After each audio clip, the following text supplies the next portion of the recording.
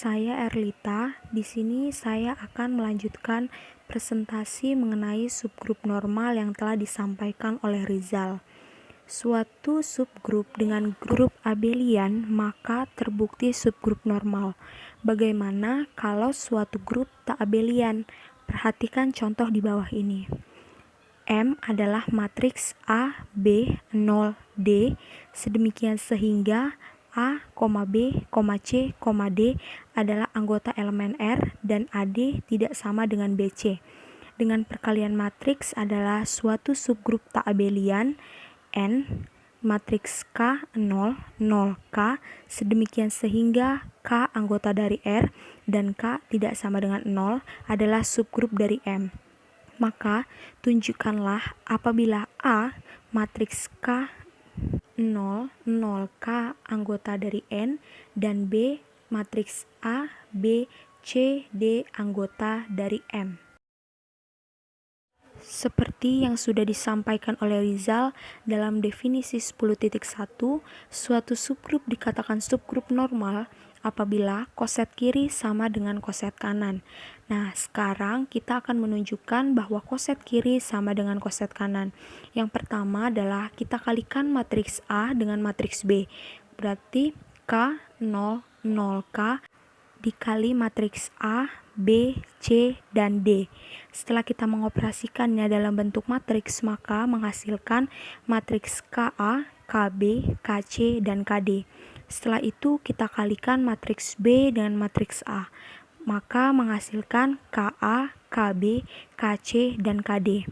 Karena nilai AB sama dengan BA untuk setiap A anggota N dan untuk setiap B anggota M, maka BN sama dengan NB untuk setiap B anggota M, sehingga N adalah subgrup normal dari M. Nah, ini adalah contoh kedua dari grup tak abelian, yaitu matriks T dengan K, M, 0K, sedemikian sehingga K, M anggota R dan K tidak sama dengan 0 adalah suatu subgrup dari M, tetapi T bukan subgrup normal dari M. Dengan D, matriks K, M, 0K anggota dari N dan matriks B, A, B, C, D anggota dari M. Maka seperti contoh sebelumnya kita akan membuktikan bahwa koset kiri sama dengan koset kanan. Nah, pada saat mengkalikan matriks D dengan matriks B itu menghasilkan KA plus MC, KB plus MD, KC, KD. Dan pada saat mengkalikan matriks B dengan matriks D itu menghasilkan KA, AM plus KB, KC, CM, dan KD. Seperti yang sudah dibahas dalam definisi 10.1, suatu subgrup dikatakan subgrup normal apabila koset kanan sama dengan koset kiri, tetapi di sini DB tidak sama dengan BD. Maka ini bukanlah suatu subgrup normal. Yang sudah disampaikan oleh Rizal pada definisi 10.1, GN sama dengan NG tidak berarti bahwa untuk N anggota dari N besar pasti GN sama dengan NG. Lalu ada beberapa hal yang harus kita pahami. Jika G suatu grup, maka G dan himpunan identitas masing-masing merupakan subgrup normal trivial dari G. Selanjutnya, grup G tidak sama dengan himpunan identitas yang tidak mempunyai subgrup normal, itu disebut dengan grup simple. Mari kita perhatikan lagi definisi 10.1 yang telah disampaikan oleh Rizal. Nah, dari definisi 10.1 tersebut dapat diturunkan ke dalam teorema 10.1, yaitu apabila N subgrup dari grup G, maka N subgrup normal G jika dan hanya jika untuk setiap G anggota dari G besar dan untuk setiap N anggota dari N besar, G, N besar, G inverse anggota dari N. Bukti dari teorema 10.1. Karena berbunyi jika dan hanya jika, maka kita harus membuktikannya dalam bentuk dua arah.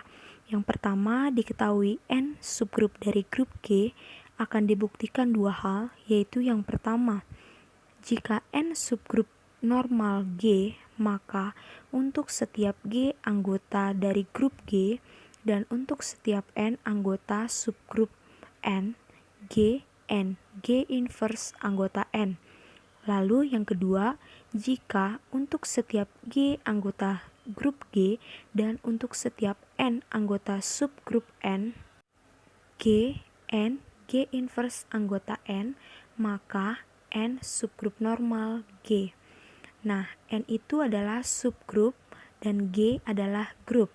Bukti yang pertama, N subgrup normal G, maka G subgrup N sama dengan subgrup N G untuk setiap G anggota dari grup G, sehingga G subgrup N G inverse sama dengan subgrup N.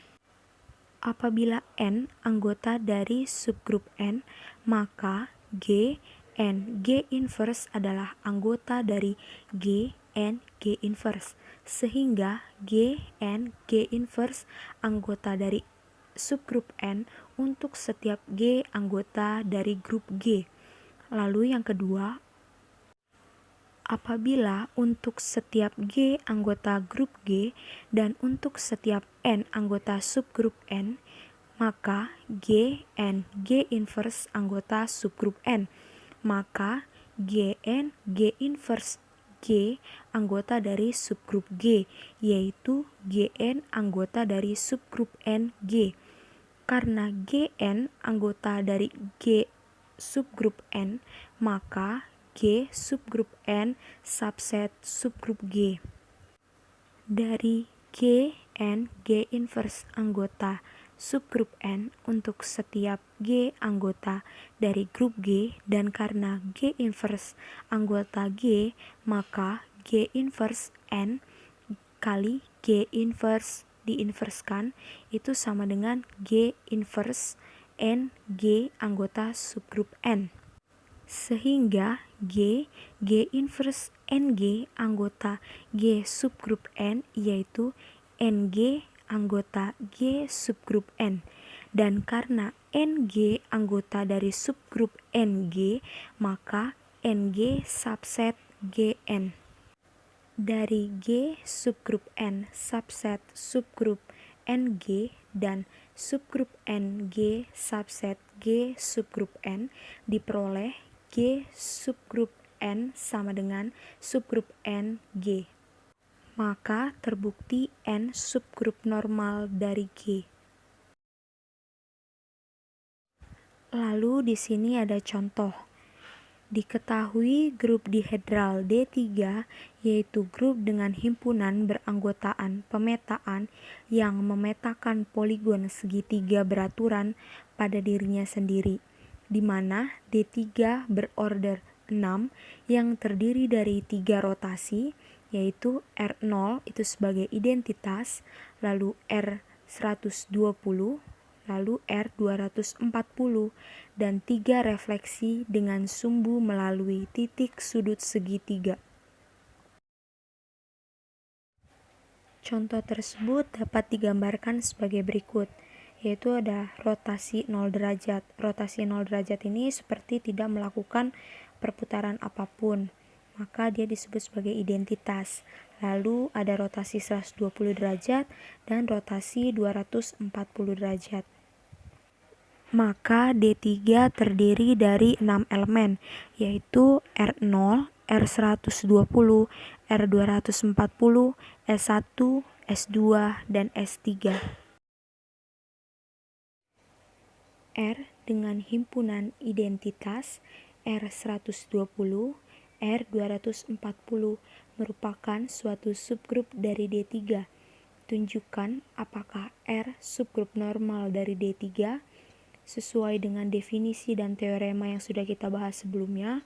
Untuk menentukan suatu subgrup merupakan subgrup normal, maka kita harus membuktikan bahwa koset kiri sama dengan koset kanan. Koset kiri D3 dikali R dan koset kanan R dikali D3. Koset kiri identitas dikali R, maka menghasilkan identitas R120 R240. Nah, ini sama dengan nilai R. Lalu untuk mencari R120 dikali R, R240 dikali R, S1 kali R, S2 kali R, S3 kali R dapat kita gunakan dengan bantuan tabel Cayley. Nah, untuk mencari koset kanan, maka R dikali D3. Sama halnya dengan mencari koset kiri. Nah, dapat kita lihat bahwa koset kiri sama dengan koset kanan, maka R subgrup normal dari D3. Sekian yang bisa saya sampaikan, mohon maaf bila ada kesalahan. Terima kasih.